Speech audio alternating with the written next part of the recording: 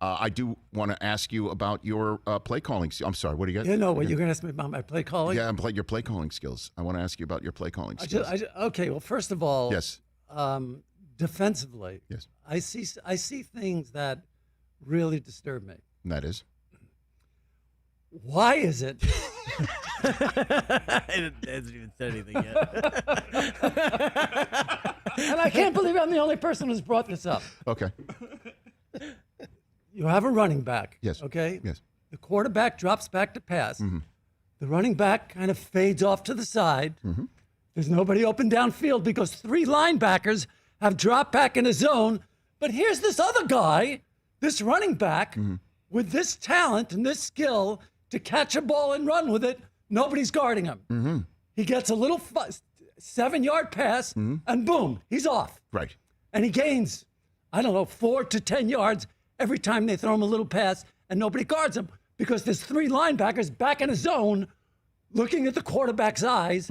By the time he throws it to the running back, they're 20 yards away from him. So how do you fix this? Here's how you fix it. Yes.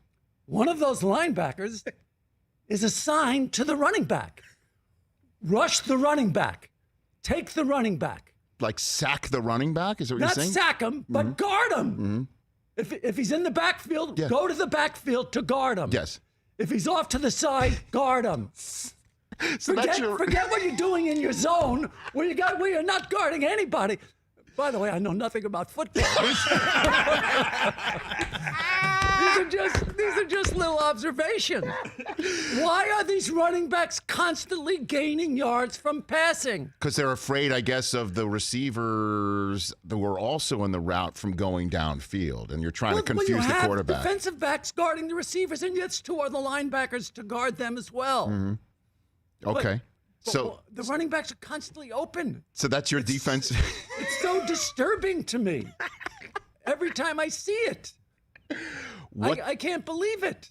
What's your offensive wrinkle? You came on my podcast back in the day when it was an NFL Network before I was in this studio. Yeah. Where you came up with the double flick, the idea of a second flick of a flea flicker. You know, when I was in the playground, I would make up a lot of good plays. Sure. So if could you give me, would you be able to give an NFL team a good 15 scripted to start a game, Larry? Could you really do that? Really? You think so? Not now. What do you mean? I would need to study it. Okay. I would need to, go down on the field. I would need to just talk to the offensive coordinator.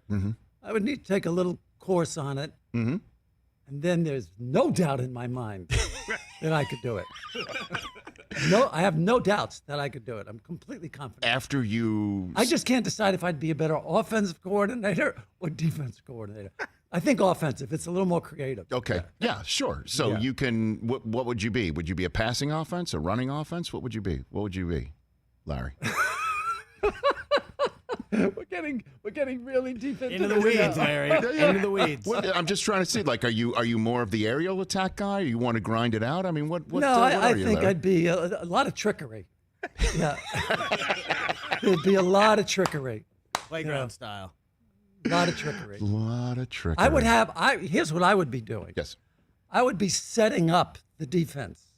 Can I stand up here? Please, go ahead. Really? You might be a little off mic, but we can figure it out. Go ahead. Okay. Yeah, go ahead. So, I'm starting to feel like I'm insane. But Go ahead. Yeah. you got to set up the defense. For Okay. example, Yeah. I saw a play last week, and I forgot what the game was. But at the end, he waited for the pass, okay? Yeah. And the pass, and he got the pass, and he gained a couple of yards. I'd be setting up defensive backs all the time. Like, okay, I'm going like this, and now I'm coming back for the pass, okay? So I would do that a couple of times, and then the third time, I would go like this, I'd fake like, and then zoom down. Zoom down. And so that play's called the zoom down play? That would be a zoom down, yeah. So like double, triple, quadruple moves. Yes, setting them up. I'd be setting up everybody. That's how I would plan my offense. Setting them up. Mm-hmm. Acting, a lot of acting has to go on.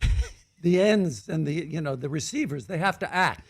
Yes. And so they have to be good actors. A lot of decoys. You need a decoy. A lot of decoys, but pretending that this is the play.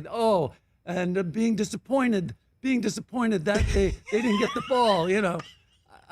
I'd say come back to the huddle and start going like that, and they'll think I'm giving you the ball next time. They'll be watching you. Right. Yeah. A lot of decoys, a lot of setups, a lot of smoke and mirrors. Yes.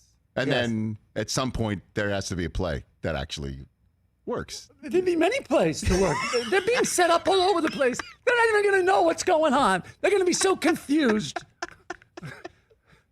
Come on, sounds good, right? It sounds good. You're hired. Sounds good. Larry David. I'm available. By the way, I'm available. There you go. Larry David here on the Rich Eisen Show. I'm available. Robert Saleh. I'm available. There you go. By the way, there you go. We've come up with this photograph for you right there with your headset on. The OC. You got the play sheet. Which you got to hold up because you don't want to read your lips. You hold it up. Yes. You Well, I do this in life now. Hey, you watched all the way to the end. Thanks for that. Watch more right here.